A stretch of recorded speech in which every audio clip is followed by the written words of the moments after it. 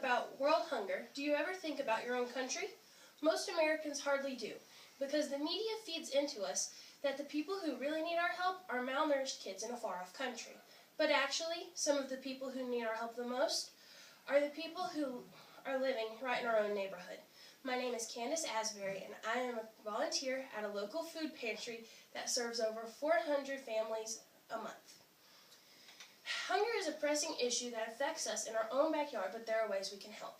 First, we can hold meals at the churches for the homeless. Second, we could deliver the food to their homes. Or third, we could take up a $1 offering every Sunday to donate towards buying groceries for these families. By having meals at the church, we can make sure that these people have a chance to have a decent meal before they go to sleep. The National Law Center on Homelessness and Poverty states that on any night given in America, that anywhere between 700,000 and 2 million people go to bed homeless. This means that 700,000 people every night probably don't get a decent meal to eat either. If you were in the same situation and you heard that somewhere there was going to be a free food for you to eat, then you wouldn't hesitate to go, unless perhaps you were scared, which would be the only thing that would stop you. But it's up to Christians to not only prepare these meals and hold them for the families, but to also invite the people as well. Because if they're afraid, there's no harm in offering for them to go and for you to also go with them. If the person were invited and they had someone to go with them, and it was at a nearby location, they'd be more compelled to go.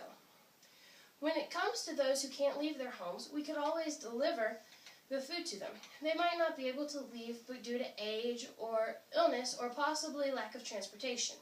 One organization has already taken this initiative. They are called Meals on Wheels, and they serve approximately 1 million meals every day to the elderly. But what about those people who aren't reached by Meals on Wheels? These people need our help as well, because it's up to us to ensure that they have something to eat as well. Meals on Wheels is a good group to work with, but they're only the start of a solution. They need our help to reach those who aren't in their target population. There are 2 ways that the meals could be prepared. Either volunteers could cook them, which is termed community cooking, or a separate food service could cook them, which is called catered cooking.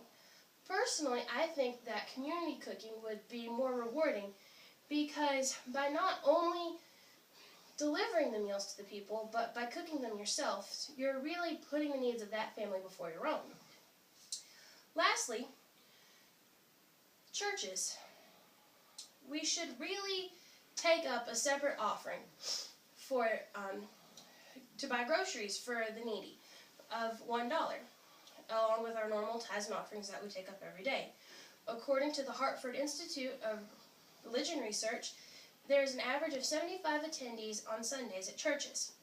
If every person in that church gave $1 every Sunday for 1 month, then the church would raise around $300.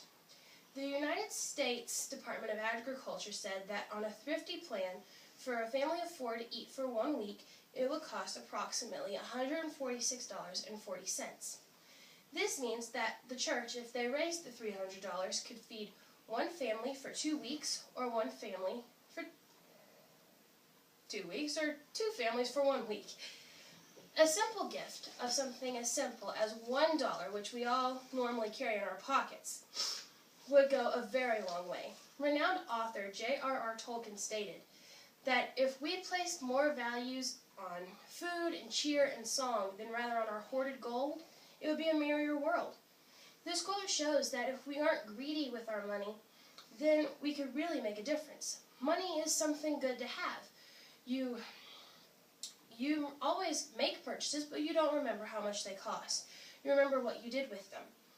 And knowing that you gave a simple gift of something like $1, which would feed a whole family, that should be all the satisfaction you should need.